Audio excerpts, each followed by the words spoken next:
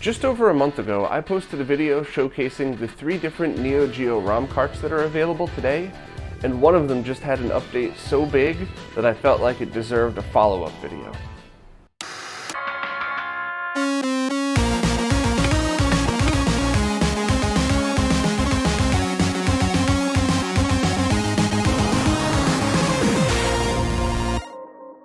The Neo SD Pro is the most fully featured and the most expensive of the 3 ROM carts that I recently reviewed.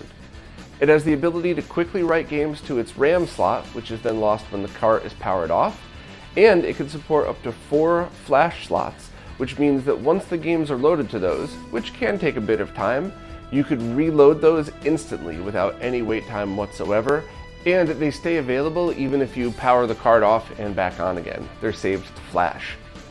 Now, Terra Onion has just added another feature that might be a pretty huge deal for some Neo Geo gamers: the ability to launch Neo Geo CD games as well. Now, I'll start out by saying it could only be done in mono, because I know that is a deal breaker for some people, but let me show you how it works. Neo Geo CD games show up under the same menu as all other Neo Geo games, making them really easy to find. You don't have to mess with subdirectories or anything like that. Also, they load very quickly, which is pretty impressive considering that they're a full CD of games. And even more importantly, the Neo Geo CD load times, the actual in-game load times, are way faster than an original console, which is something that anybody that's used one has had to suffer through. Also, the cart seems to sound great, so take a listen for yourself and remember that it is only mono, but I think it is pretty accurate to the original.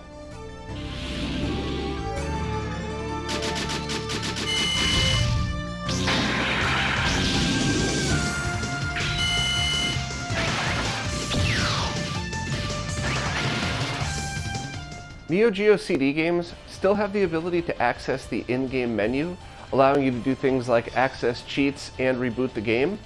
And you could even switch to one of the previous cartridge games that was flashed, but you can't go back to the Neo Geo CD game, as it won't be listed at all. But to be honest, based on how fast these things load, I don't think it makes the slightest bit of a difference. I have no problem just going back to the main menu and reloading the game, because it loads instantly and the loading times are just so much faster. I know the mono-only audio is something that might be a turnoff for some people, but that's actually a limitation of the MVS and AES hardware itself, not of the ROM cart.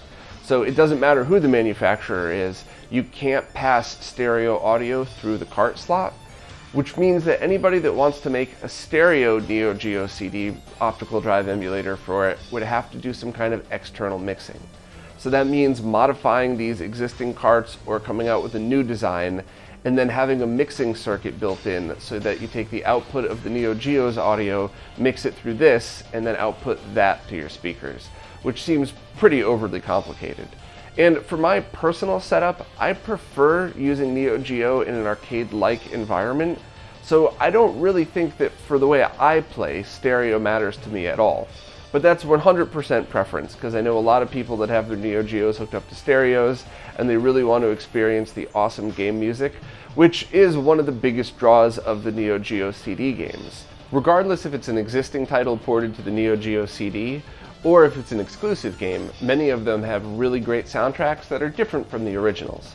So overall, some people might not want to bother because it's mono only, but my personal opinion is the Neo Geo CD support is a feature that pushes this over the edge and makes the Neo SD Pro my ROM card of choice, but only the AES version is available at the moment.